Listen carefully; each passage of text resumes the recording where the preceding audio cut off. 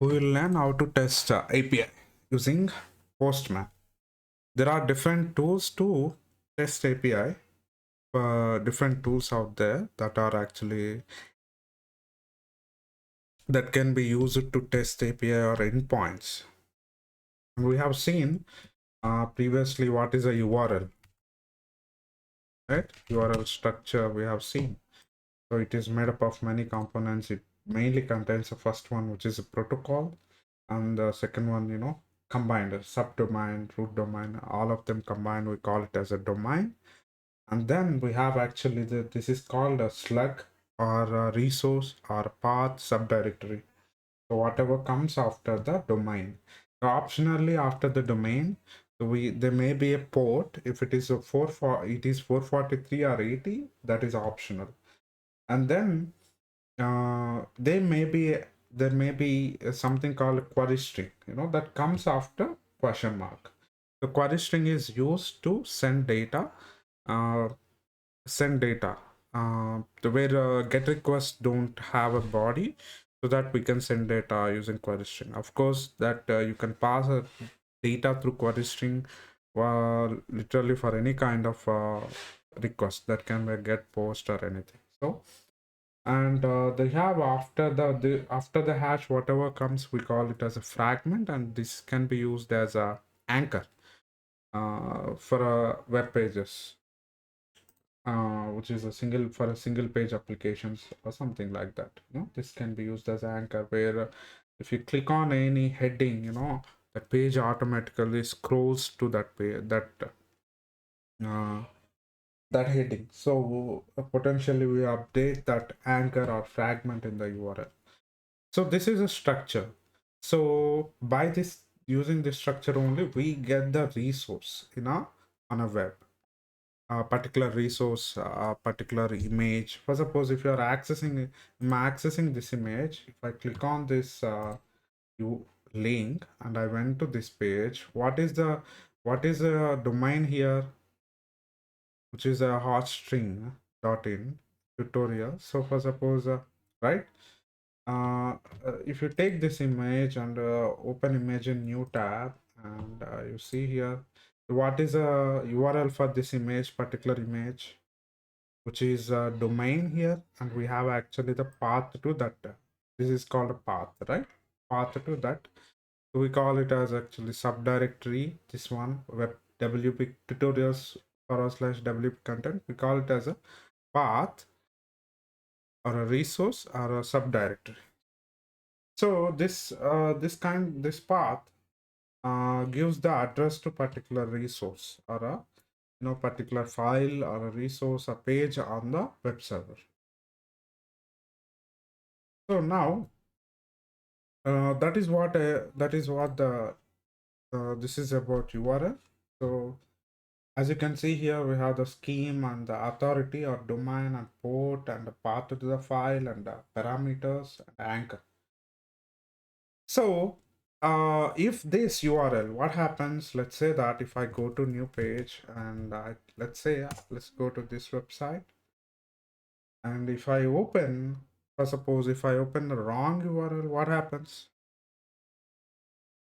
If I open here, if I click on this one, where is our URL? Okay, this is an image. I open that in a new tab. Here is the image. If I actually give wrong URL, instead of actually update, I give there 2x happened. So what we get the actual page not found, which is error, because that resource is not available on server. So that is what API is about. Sometimes we for communication, what is used on the web, the mainly the JSON or XML or a SOAP. These are the things used. So JSON is widespread and popular. So what is JSON? JSON stands for JavaScript Object Notation. The format pretty much looks like this. Okay, so if you know knowledge about dictionaries in Python, think of JSON as somewhat similar. Okay, you can see here the syntax is same. So object, we call it as object in a JavaScript, and so JSON stands for JavaScript object notation. So which is used as a communication between server and client to exchange the data. So where data, how data is exchanged in a HTTP request, for each kind of HTTP request or response, there would be headers and body, right? In a body, you can send anything. So instead of sending a plain text, so we can send this structured text. We call it as a JSON. So that server, if client sends this JSON to the server, server should be able to decode that and access that appropriately. So this is like a key value place. You can see here browser and values again dictionary or object in JavaScript. So, and if this is passed in Python, what we'll get a object, a dictionary. In Python, if you pass it, we get the dictionary. Okay. So likewise, it doesn't matter. This is language agnostic. So any languages, that it is actually all languages passed it to their native data types. If it is actually Java, it would be a map or hash map, okay, like that. So uh, here, if it is Python, it would be actually converted into Python dictionary. So this text is transferred over the wire. Can you see here? So I will show you an example here. Let's go to Stack Overflow. So before we get into further, uh, dig deep into this using Postman for testing API. Do you know that if I'm requesting wrong URL, I get the error something like 404. Same way, when I actually client or a browser request some data and server is not able to produce that properly, what happens? Client can't work properly. Do you get it? If you are trying to log in, okay, so for suppose if I click on this one, login, let me show it to you. If I go to inspect, I can show this is how actually we can debug what is being sent to the server.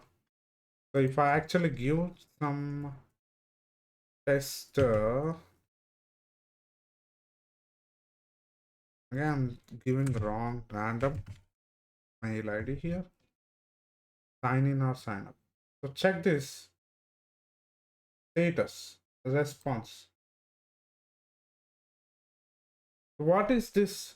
Can you see JSON this payload, the request payload? The request payload contain what email that I entered. Can you see? Request payload means that the data that is being sent to the server. What kind of request it is? Post request. Can you see? So when post request is sent, any kind of data, if it is used ideally to create something, to check. So it is non-safe. So to check,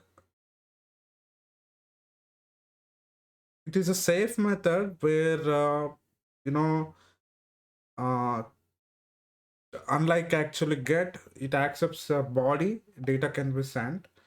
So here in a post request to the server, and if you click on this one, and in a payload means that in a post request, as the browser sending data to the server, email is actually mentioned.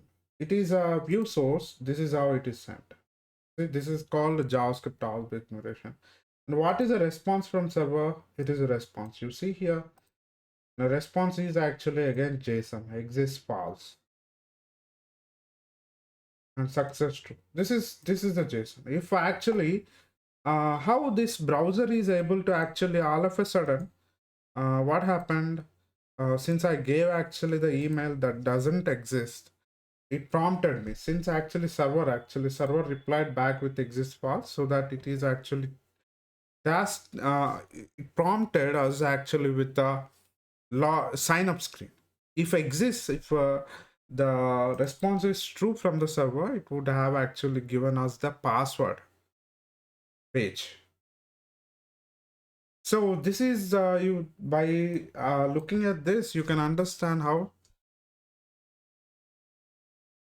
JSON is used for a communication between server and the client.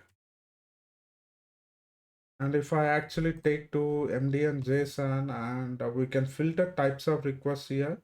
So what type of actually files, the a client can fetch uh, using Ajax, or if you are looking for only JS files that are fetched from server, we can actually filter them here, all of them. So I'm going for XH fetch. And if you see here, can you see the JSON that is coming from server? This is all JSON use. This is the parsed one. Okay. So if I go to the raw value and copy this one, and online, you can find JSON viewer online, and you can go. This is a very big one. So if I paste this one, and you can see here,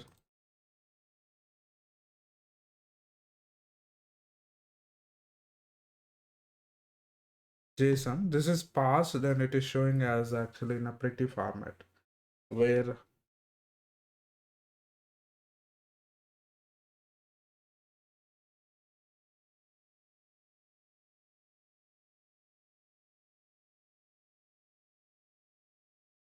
and you see the JSON here.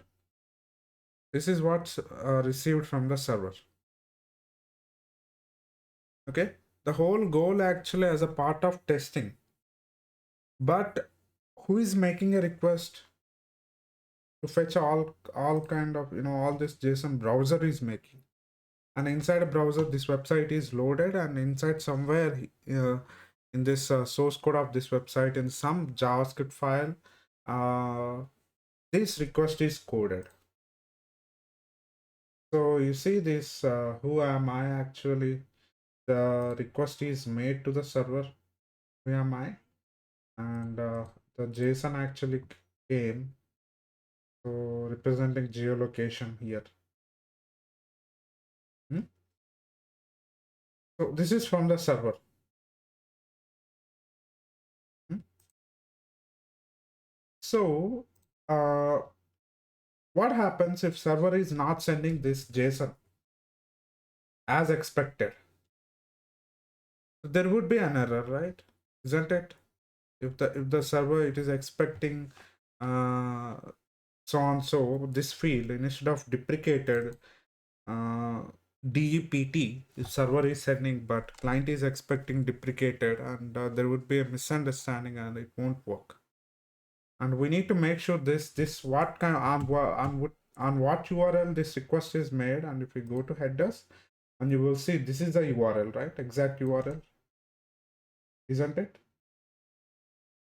So to check, we need to make sure that this URL is working, and we need to be able to actually validate what if it is actually giving us that URL is responding properly with a valid JSON. So we don't want to, what is a code? So how to create a request? So JS code, Node.js code to make a post request. I'm just I wanted to show you. No, you need to write this kind of code. Okay, so this kind of code, in that website somewhere making a request. So you don't want to, and here is the URL. You can change this URL and you can make a request to any kind of URL that is mentioned here. But thing is that can be a post request, guest request, patch, or anything. But you don't want to write this kind of code for each kind of request. So yes, if you want, you can write. But if it would be great if you have actually ready-made tool, all you need to do is actually provide a URL and provide a method, and if required any headers, and that will make a request for you. So that what are the tools available out there? One of them is prominent one is Postman, and so there is actually SOAP UI and Visual Studio Thunder client, VS Code, which is a plugin extension for a VS Code. So let's use Postman to send a request. So how to send a request here? So this is a Postman client which is fresh, opened, don't have anything. So first you go to you have the collection saved here. What is the API or endpoint which is same? API stands for Application Programming Interface. For suppose I'll show you one example here. If we go to Stripe gateway, what is Stripe is used for payments. Okay, so for payments to make a payments, you can see here. This is what is this called? This is called a base URL. And there are libraries for how do you install those libraries across these different.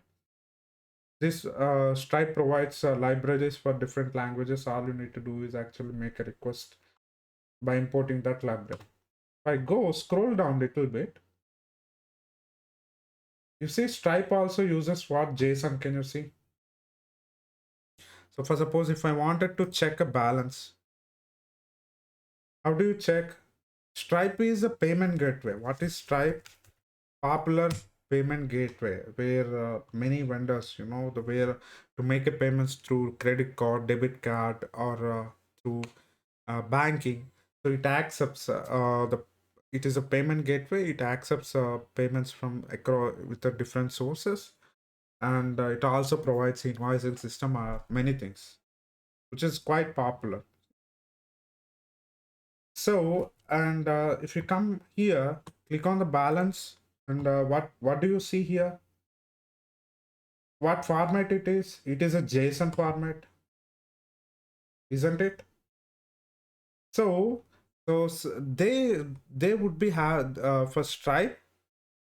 There would be internal testing team. They do the API testing, regression testing, smoke sanity testing, and all. So when it comes to API testing, the client server is responding. If server is expected to be actually return amount with this so and so amount, that is a balance, and if there is a typo here or if it is that endpoint altogether. What is the endpoint for balance? This is called endpoint. So this is what we call it as. What do you see here? This is called a base URL. Base URL contains what? A scheme or a protocol and then a domain, right? So API is a set domain, and the Stripe is at second level domain, com is a top level domain. So it is actually the base URL. After URL, what you will get? You will get what is called subdirectory or resource. So we call that as an endpoint. That is also called as an endpoint. So if you make a get request to this endpoint, what happens? It should respond this object describing the balance and all across different banks and currency and what the balance is out there. So how do you make this request? I hope you understand here. So this is what we wanted to test. And here, if I click on this one,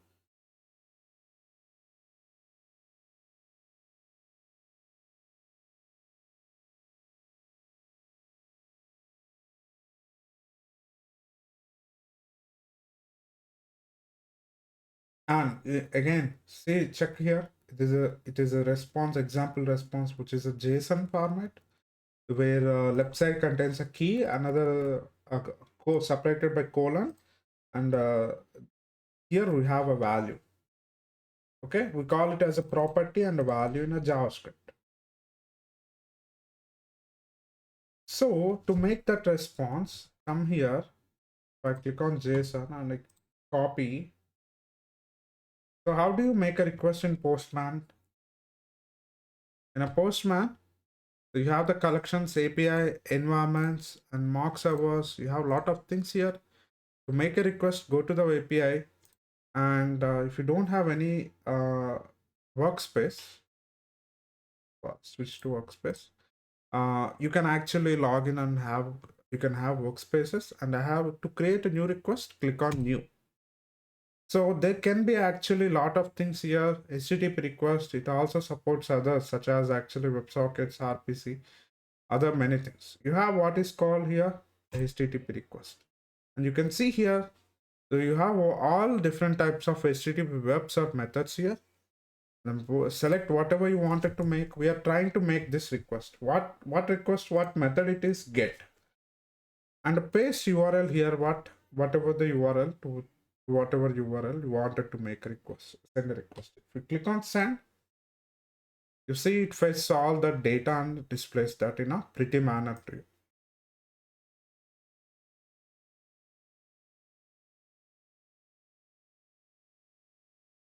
So for suppose you wanted to save this one, you can save it to collection.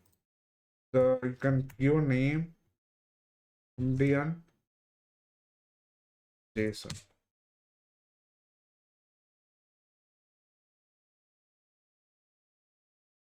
and test API, create a collection. Inside a collection, you can save it. If you go to the collections, you have actually your request. So if these APIs, if we go to this here, you have a front end, back end, and database. How this front end and back end, how they are integrated through API, through these URLs. Yeah, client makes a request to the server whenever required to designated endpoints, and server will respond with a JSON that client will understand. If there is a misunderstanding between both client and server, there would be an error on client side, because if it doesn't understand that response properly, it can't actually make a it can't actually can't if it can't make sense of that response from the server, it would be error, and you don't see that that website working properly. For suppose, since when we're trying to log into this MDN last time, because that server responded with exist false, that is the reason we are able to because client understood that is why actually it is able to show us the registration page. Otherwise, if it exists true, is the response from the server, it would show us actually the password. For suppose, check here Google. If I go to the Google, click on sign in, give some, okay, I'm selecting,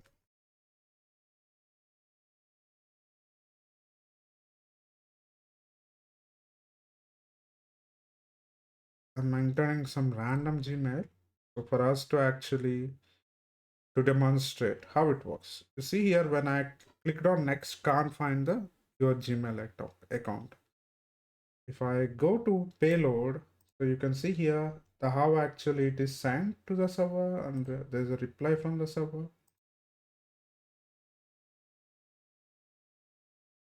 And based on that reply, the server client is able to understand, because of this reply only, client is able to understand that this Gmail doesn't exist. So now move forward here, Stack Overflow. If you wanted to learn about this API, we have some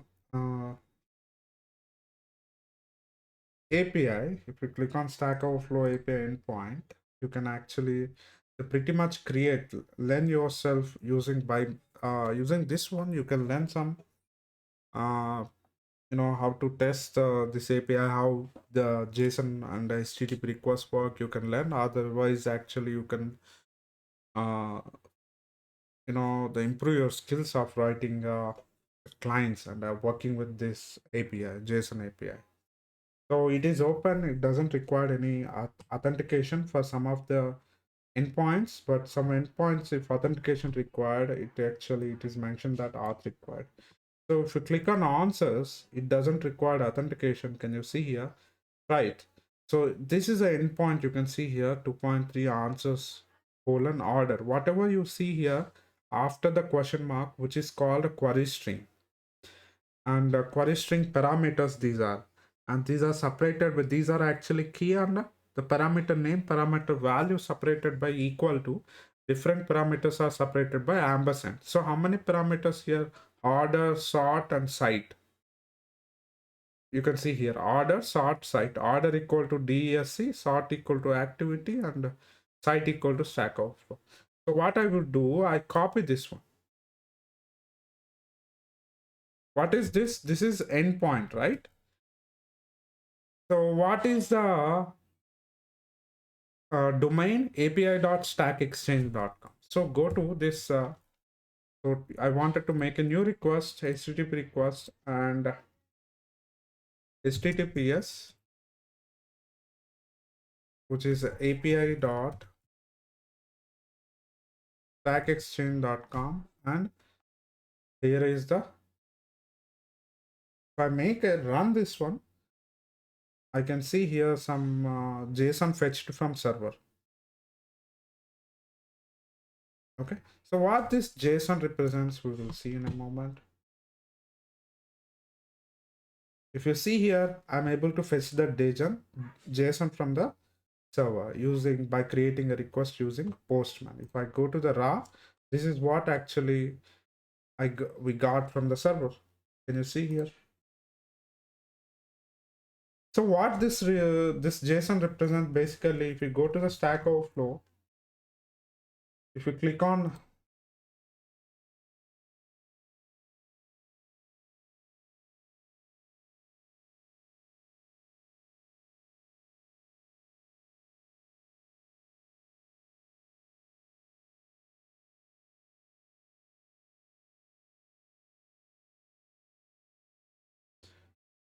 this one, do you see all answers here?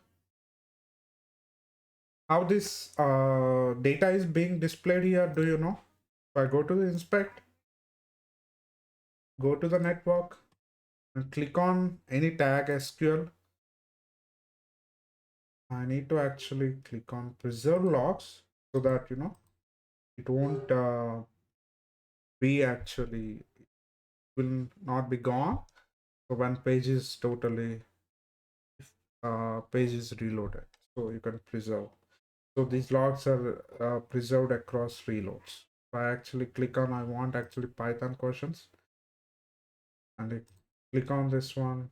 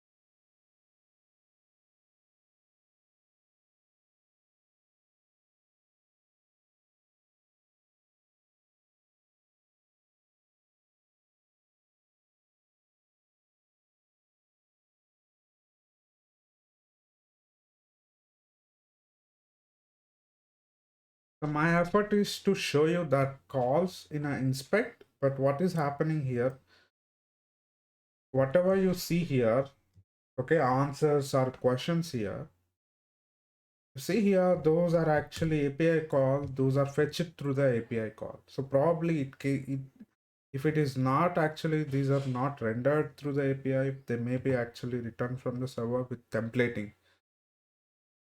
But with the API, here you can see here that if there are any API to questions here,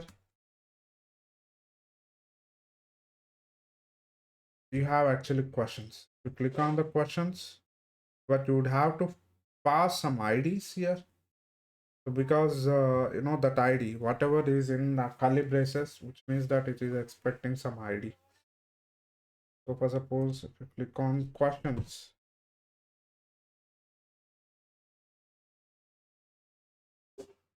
404. Can you see here why 404? 404 means the response from the server, no method found with this name method. So here it is expecting some parameters here, IDs. It is not actually, those are not passed. So we are getting actually what we are getting 404 not 1. So to test all of these, where IDs contain up to 100 semicolon. See, this is a API description, return the question that answers identified by.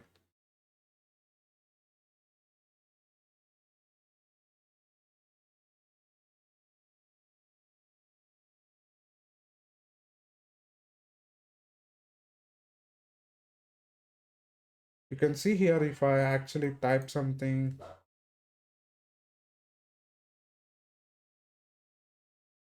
I get some. You see here, I just typed the 3 comma 3 colon 5. And I'm able to get the question with the tile how to convert the decimal to double in C sharp. This is actually the title of that question. And this is, there are tags and there is a description and content. All of this is here actually we are able to fetch it through JSON. So if I actually, so you can copy and test that using the Postman. So if what is the goal here? If the server is actually responding and is expected to return according to specific format, if it is not responding with that format, that is an error, or if that endpoint is not working, that is an error. So we wanted to make sure if this API is working, then only actually what happens. The client is totally depends on the API. The client or a browser, the website will not work at all if API is broken. Now that is what for API testing. What do we use? We use these tools like a Postman, and you can automate that API testing as well using a Postman or other tools.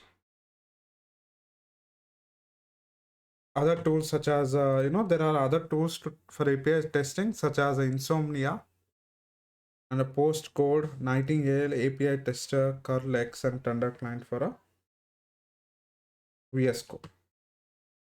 So if I actually if I want to send a post request, if I click on the post and send, and you see the error 404, no method found with this name method, no method. Okay, so we got the error. Sometimes actually error is expected, because delete, if I send a delete, and I should throw an error, because uh, the for this API delete won't work. Okay, that is what sometimes actually accidentally without authentication they may be actually delete, without proper uh, due diligence. Developers may actually leave some of the APIs unattended without authentication, or maybe using unsafe methods. So we do all of that actually through API testing, and web application testing also involves this API testing, security testing. So before we wrap it up, what are the different methods out there?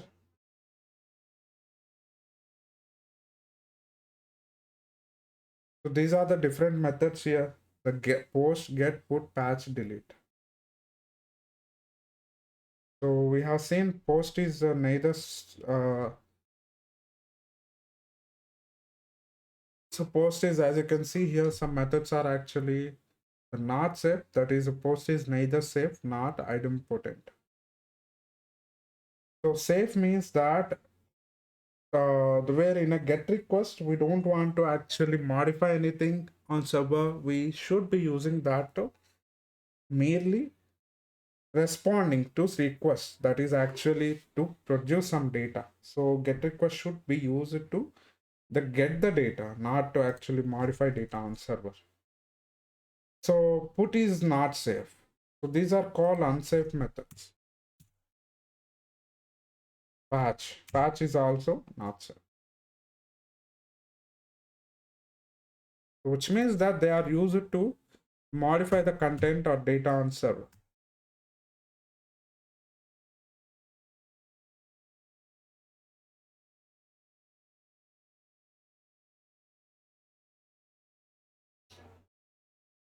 And you can actually create a mock server when you are actually developing, so that you can you can let this server, if you are actually working on front end, you can have this mock server responding to the particular API, so that you can work independently even the backend is not ready yet.